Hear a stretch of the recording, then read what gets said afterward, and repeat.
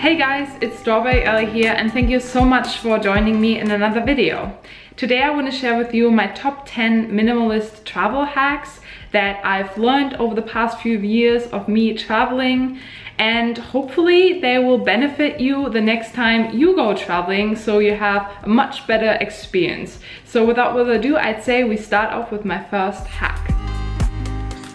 The most important thing that you take with you when you're on the road is your passport. Now, in case anything happens to it, let's say it gets water in it or you lose it on the way, then you have to make sure that you have a copy of it with you. So I always make sure before I leave home is that I scan my passport and that I email a copy to myself, and then I just pull it up on my phone and save it as a PDF. And you can also do that with your insurance, for example. So your passport and your insurance, you just email to yourself and then you just save it onto your phone. And you can also just carry a copy, a photocopy in your backpack with you as well. And a small hack on the side to prevent it to get wet is just to carry it in a small Ziploc bag.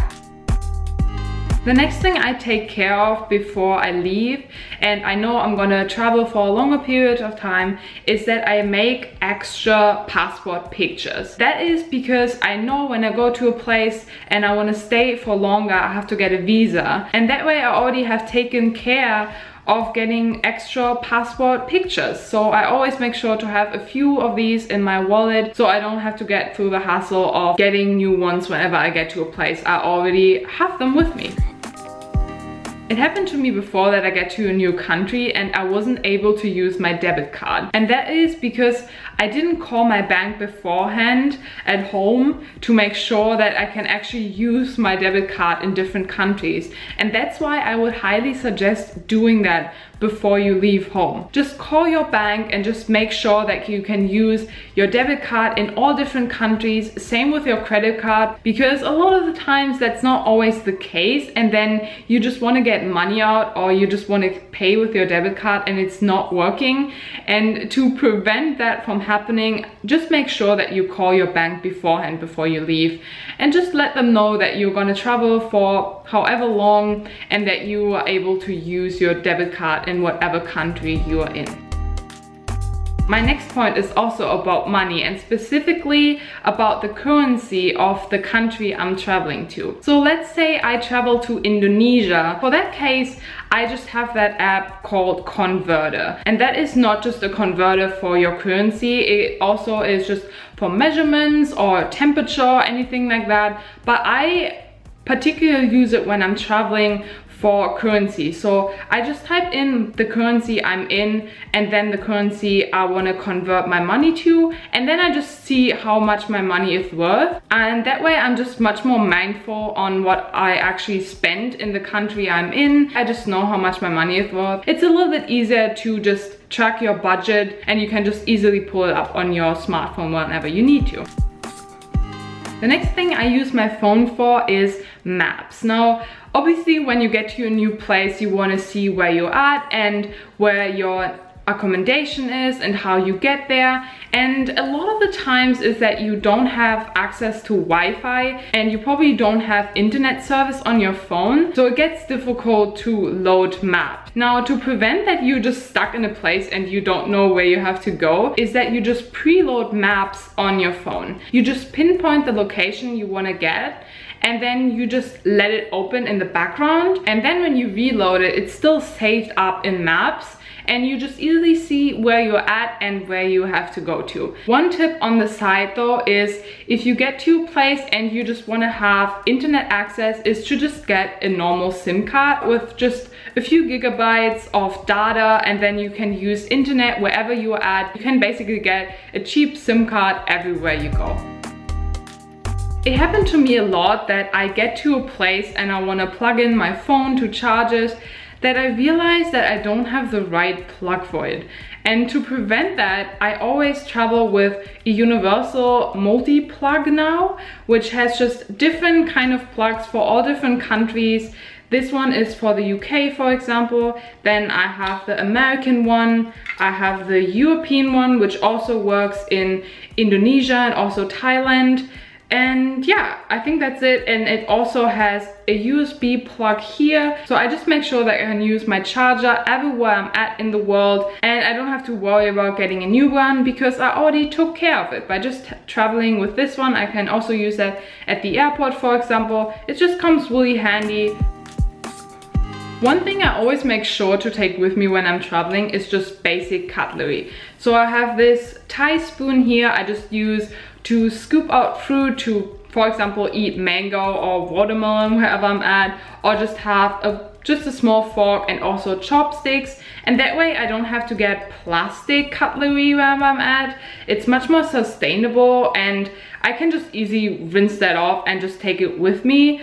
And yeah, I just have it handy whenever I need to. Another tip on the side is that I always get just a small travel knife wherever I get to a location, since I can't really take that with me and carry on.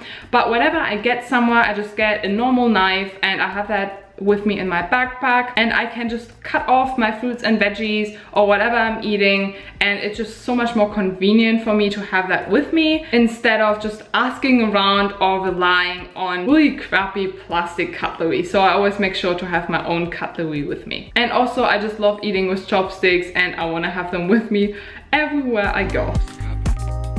In case you get hungry while you're traveling, always make sure to take lots of snacks. Now, so you can take dried fruit or just fresh fruit, cut up vegetables. And what I also like to take is nut butter or tahini. Now, a lot of people actually don't know that you can take nut butters with you on the plane. And the way you do is that you just put it into a small 100 milliliter container. So I have this bottle here. Currently there's something else in it, but I can just fill this up with tahini.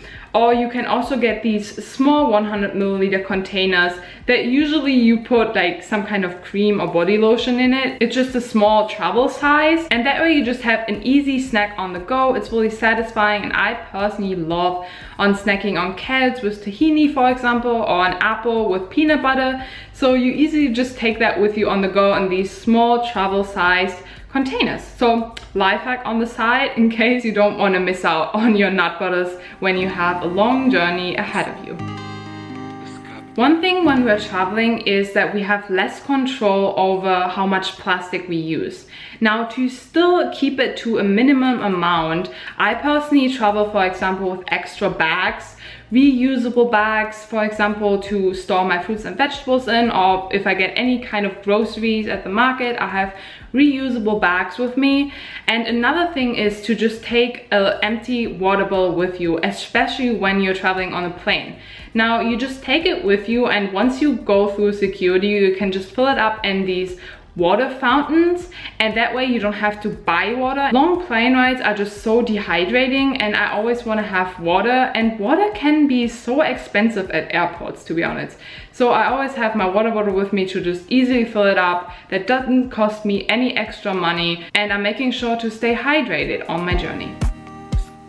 My last travel hack is regarding of clothing. Now, I travel with a really minimal small backpack that is really light, and it doesn't have a lot of clothing in it because I don't own a lot of clothes anymore. But what I always make sure is that I put on my heaviest clothes and have my lightest clothes in my backpack. So when I go to the airport, I always make sure to wear my thickest and heaviest clothes. So that is a long sleeve shirt and also a sweater. And I also wear just my yoga pants and also my trainers. And that way I don't have to worry about stuffing them into my backpack. And I also make sure that I stay warm because they pump up the air conditioning in airports pretty high and it gets pretty cold. And I get cold really easily, so I make sure to layer up. I don't have to worry about carrying these heavy clothes in my backpack, and I also stay warm. So that was my last life hack for you guys. I hope you enjoyed watching this video. Let me know if you have any more travel hacks. Just leave them down in the comments below. And overall, I hope you enjoyed watching this video. Have amazing travels and also a beautiful day, and I see you in my next video, guys. Bye!